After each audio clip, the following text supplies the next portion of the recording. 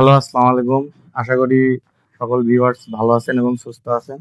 তো আপনাদের মাঝখানে আমি আরেকটি নতুন ভিডিও নিয়ে আসলাম। আমাদের যে রেসিডেন্সিয়াল বা প্রজেক্ট হয় আমাদের কনস্ট্রাকশন প্রজেক্ট, তো সেটা নিয়ে আমি যেখানে দাঁড়ায় আছি এটা একটি নির্মাণাধীন বিল্ডিং এর ground floor. Ground floor means হচ্ছে এটা হচ্ছে আমার পার্কিং এরিয়া। এগুলো যে আপনি সয়েল গুলো দেখতে পাচ্ছেন এগুলো আমাদের পার্কিং এরিয়ায় হচ্ছে সয়েল ফিলিং এর কাজ শেষ হয়েছে। তো আমরা সয়েল ফিলিং করার পরেই আমরা যে কাজটি করি সেটি হচ্ছে আমরা সয়েল ট্রিটমেন্ট দিই। তো সয়েল ট্রিটমেন্টের জন্য আমাদের আলাদা টিম আছে আমাদের কাজের জন্য। এই যে দেখতে পাচ্ছেন তিনি কিন্তু সয়েলটি ট্রিটমেন্ট দিচ্ছেন। তো এখানে যে আপনারা দেখতে পাচ্ছেন যেটাকে পাম্পস করে তিনি দিচ্ছে সয়েলের সাথে মিক্সড করছে কিন্তু সে। তো এটা হচ্ছে মূল কাজ হচ্ছে আমার। এখানে যে আমরা পার্কিং করব, এখানে যে আমরা হচ্ছে পেভমেন্ট টালি বা টাইলস যেটাই বসাই, আমরা পার্কিং এর পেভমেন্ট টাইলস বসাই বা পেভার টাইলস। তো যেগুলো আপনি বসান আপনার সয়েলের নিচে যত রকমের জীবাণু বা পোকা বা ক্ষতিকারক যে পোকাগুলো থাকে সেগুলো কিন্তু মেরে ফেলবে, বা হচ্ছে ভবিষ্যতে আপনার 40 বছর 50 বছর কি 60 বছর পরেও নিচ থেকে কোনো ক্ষতিকারক পোকা বা জীবাণু আপনার পেভমেন্ট টালি বা পেভার্স টালি গ্যাপ দিয়ে বের হবে না।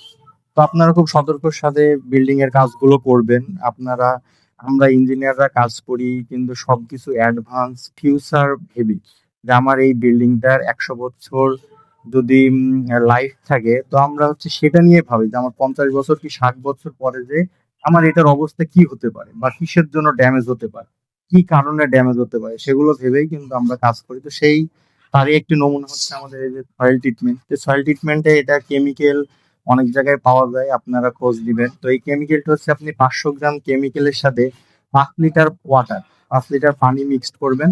তাহলে 500 ml কেমিক্যালের সাথে 5 লিটার পানি, এবং সেটা আপনি ইউজ করতে পারবেন। আপনার এরিয়া হচ্ছে 500 SFT, 500 স্কোয়ার ফিট। 500 স্কোয়ার ফিটে আপনি ইউজ করতে পারবেন 500 ml কেমিক্যাল দিয়ে। তো দেখতে পাচ্ছেন এই যে এখানে আমাদের একটি দক্ষ টেকনিশিয়ান, সেই কিন্তু এগুলো ইউজ করছে সব জায়গায় প্রপারলি সে মেনটেন করছে এবং দিচ্ছে। তো এটা দেওয়ার জন্য খুবই আপনাকে সতর্ক হতে হবে, মাস্ক পরতে হবে, হাতে গ্লাভস পরতে হবে, কারণ এটা অনেক ক্ষতিকারক কেমিক্যাল। তো এইটি আজকে তিনি একদিক থেকে শুরু করছেন। আমার এখানে হচ্ছে গ্রাউন্ড ফ্লোরের সিসি কাস্টিং হবে। তো এই জন্য আমরা হচ্ছে সয়েল ট্রিটমেন্টটি করছি। তো আপনারা অবশ্যই অবশ্যই সয়েল ট্রিটমেন্টটি করে নিবেন। এতে তো আশা করি আপনাদের যদি ভিডিওটি থেকে কোনো রকম উপকার হয়ে থাকে অবশ্যই আমাকে লাইক কমেন্ট শেয়ার করবেন, এবং যাদেরকে আপনি প্রয়োজন মনে করেন যে ভিডিওটি দেওয়া দরকার বা দেখানো দরকার তাদেরকে অবশ্যই শেয়ার করবেন, দেখাবেন।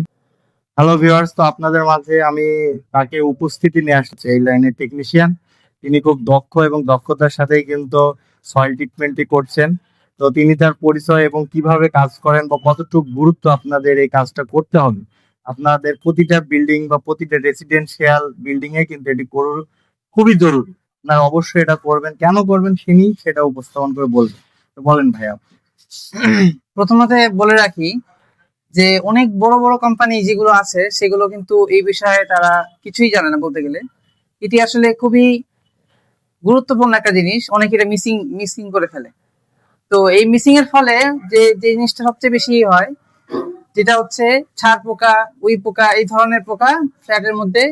তো আপনারা যখন যখন বিল্ডিং আন্ডার কনস্ট্রাকশন যখন সোলিং করবেন, সোলিং এর আগে অবশ্যই এটা আপনারা করবেন, হোক সেটা স্প্রে কিংবা গর্ত করে হোল করে, যেটাকে আমরা স্প্রে যেটাকে বলি, যেটা আমরা ওই যে ইউপিভিসি পাইপ ফিটিং এর সময় করি গর্ত করে, জি জি পাইপের নিচে এবং উপরে চারিকোলে আমরা ওটা জি জি ওটা ওটা অবশ্যই করবেন। এবং যদি ওটা যদি কোনো রকম ভাবে মিক্সিং করে ফেলেন অবশ্যই ফ্ল্যাটের মধ্যে করাটা জরুরি। যখন মনে করেন আপনারা একটা বাসা এত দাম দিয়ে কিনবেন করবেন, তারপরে দেখা যাবে যে আপনার অনেক টাকা এই করে 5 বছর 10 বছর পরে আমার পার্কিং বা পেভার বা পেভমেন্ট নিচ দিয়ে উই পোকা বা যে কোনো ধরনের জীবাণুনাশক পোকাগুলো বের হচ্ছে, তখন কিন্তু আপনার কাছে খারাপ লাগবে বা ওখানে কমফোর্টেবল হবে না। জি জি হবে। আমার একটা গাড়ি, দামি গাড়ি পার্কিং করে রাখছি, তার নিচ দিয়ে জীবাণু পোকা বের হচ্ছে, এটা অবশ্যই দেখতে খুব একটা আমাদের কাছে ভালো লাগবে ভাই, সেটাই বোঝাচ্ছে। তো আপনারা কোম্পানির মাধ্যমে করেন বা বড় কোনো কনস্ট্রাকশনের মাধ্যমে করেন বা নিজেরাই করেন, মালিকানাধীন যারা বিল্ডিং করেন, গ্রামে হোক বা শহরে যেখানেই হোক, আপনারা অবশ্যই চেষ্টা করবেন যে সয়েল ট্রিটমেন্টই করে নাও। আমাদের মতো অনেক দক্ষ ভাই আছে, আপনারা তাদের মাধ্যমে করতে পারেন। যদি তারও প্রয়োজন হয় আপনি আমার সাথে কন্ট্যাক্ট করতে পারেন, আপনাদেরকে কন্ট্যাক্ট করে দেবো। কিন্তু আপনারা অবশ্যই সয়েল ট্রিটমেন্টই করবেন, এটা খুবই জরুরি। আপনি এখন বুঝতে পারছেন না, কিন্তু যখন আপনি পেভার্স বা পেভমেন্ট টালিটা দিয়ে ফেলবেন, তারপরে কিন্তু এই টালি কিন্তু আপনি ওঠাতে পারবেন না। এটাই হচ্ছে সব থেকে মুশকিল। আপনি 10 বছর, 20 বছর, 30 বছর পরে যে দেখবেন এই জিনিসটা আপনি উপলব্ধি করছেন, তখন মনে হবে যে আসলে তো এটা যদি আমি আগেই করে নিতাম আন্ডার কনস্ট্রাকশন সাইড অবস্থায়, তাহলে তো আমার এই ক্ষতিটা আজকে দেখতে হতো না, বা আমাকে এই নোংরা বা জীবাণু এগুলোর মাঝখানে আসতে হতো না। তো এগুলো স্বাস্থ্যের জন্য খুবই উপকার। এগুলো ভেবেই কিন্তু আমরা যখন কাজ করি, আমরা যারা ইঞ্জিনিয়ার আছি বা বড় বড় কোম্পানি আছি, যারা বুঝি জানি তারাই কিন্তু করায়। অনেকে আছে জানে না বুঝে না, তারা কিন্তু করাই ফেলে। পরে যে তারা বুঝতে পারে আমরা যদি সয়েল ট্রিটমেন্টটা করতাম তাহলে আজকে আমার এই সমস্যাটা হতো না। আশা করি আপনারা সবাই বুঝতে পারছেন, আপনারা অবশ্যই সয়েল ট্রিটমেন্টটি করাই নেবেন, এতে আপনাদের উপকার হবে। তো সবাইকে ধন্যবাদ ভিডিওটি দেখার জন্য। আর যদি আপনাদের আরো কোনো কিছু টিপস লাগে অবশ্যই লাইক কমেন্ট শেয়ার করবেন, কমেন্টের মাধ্যমে জানাবেন। যদি আপনাদের কোনো লোকেশন বা ঠিকানা লাগে, নাম্বার লাগে ভাই, তাও আমি প্রোভাইড করবো আপনাদেরকে। আপনারা সয়েল ট্রিটমেন্টটি করাবেন অবশ্যই। ধন্যবাদ সবাইকে, আসসালামু আলাইকুম।